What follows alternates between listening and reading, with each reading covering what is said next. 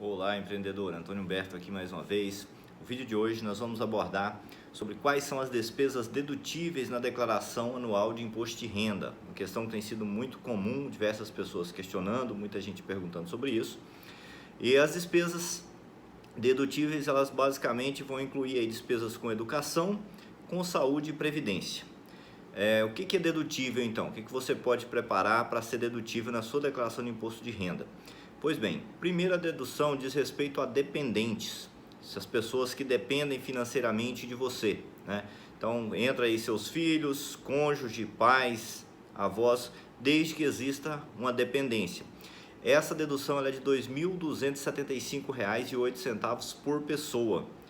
Ou seja, se você tiver um filho, você vai deduzir esse valor na base de cálculo do imposto de renda. Se você tiver 3 filhos, vai sendo multiplicado. Esse valor de 2.275 é por dependente seu, certo?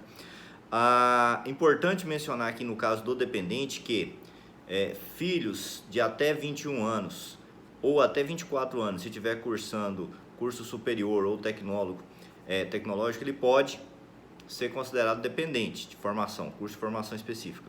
Porém, o que acontece? Se esse dependente que você mencionou na sua declaração tiver renda, automaticamente você tem que levar a renda dele também para ficha de rendimentos tributáveis. Então, nesses casos, quando o seu dependente tem renda própria, é interessante analisar com cautela para ver se é interessante incluí-lo na ficha dependentes ou não, uma vez que vai ter também que deduzir o valor, ou melhor, vai ter também que levar para ser tributada a renda que ele tem, tá? Esse é um ponto muito relevante que ocorre todos os anos, diversas declarações caem em malha por causa desse tipo de problema. Pois bem, o outro gasto é gasto com educação. O gasto com educação, ele inclui educação fundamental, ensino médio e educação superior, incluindo graduação, pós-graduação e cursos de mestrado, doutorado. Educação formal, como nós a conhecemos, e também aqueles cursos técnicos profissionalizantes que deem habilitação para a pessoa. Cursos livres, de cursos de idioma, de dança e diversos outros cursos, cursinho pré-vestibular, esses cursos não são dedutíveis, tá? Não podem ser deduzidos. O que acontece com a educação? Ela tem uma característica muito peculiar, que a educação ela tem limite, é R$ 3.561,50 para esse ano, 2020. Então, se você teve gastos com educação inferiores a isso, você está limitado ao valor que você pagou. Se você tiver um gasto com educação superior ao limite, você só pode deduzir até o limite. Então, no caso da educação, nós temos esse fator complicador, né? Ou seja, quem está com um filho, por exemplo, numa faculdade, onde tem uma mensalidade de valor mais elevado, provavelmente o gasto que você tem com a educação é muito superior ao limite e você fica limitado a ele. E ainda tem uma outra situação que gera um certo desgaste, digamos assim, que é se você tiver mais de um dependente ou o seu próprio, o gasto com você próprio, a sua própria educação, o limite é por pessoa e não é cumulativo. Ou seja, se você gastar menos com um dependente, o que você gastou a menos com aquele não pode ser aproveitado em outro. Então, os valores são individuais, o limite é individual, mas se houver gastos abaixo do limite, não pode ser aproveitado em outro, tá? No caso, na próxima categoria, que são as despesas médicas. As despesas médicas, por sua vez, não têm limitação, certo? Elas têm uma situação que está relacionada à comprovação. Você precisa comprovar que houve. Essa comprovação ela vai se dar através de notas fiscais, de recibos assinados pelo profissional ou pela empresa que prestou o serviço, certo?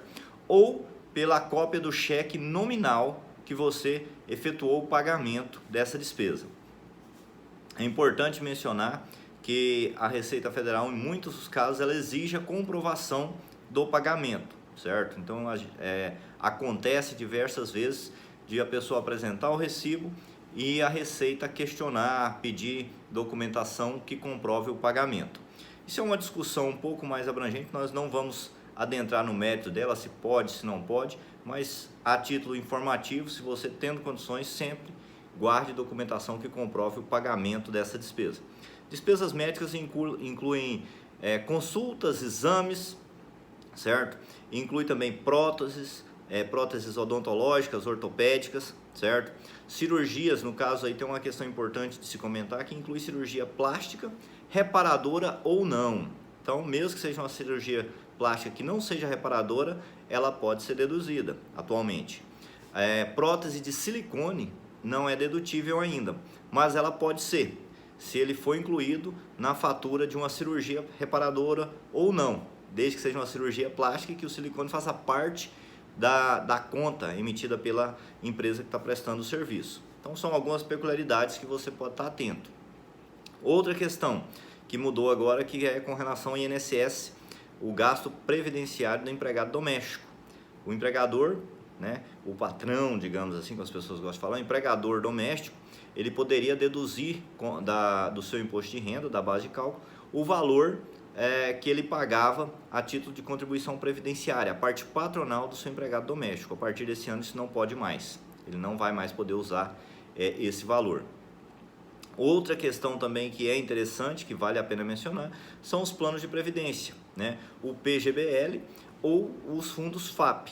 Esses valores, essas contribuições para a previdência privada podem ser deduzidos da sua base de cálculo do imposto de renda. Também são despesas dedutíveis. Essas são limitadas a 12% da sua renda tributável no ano, certo? Então, basicamente são isso. Se alguém depois tiver mais alguma questão, pode mandar. Deixa aí nos comentários, manda pra gente que vou estar respondendo outras questões nesse sentido, tá bem? E deixar aqui já de antemão um convite.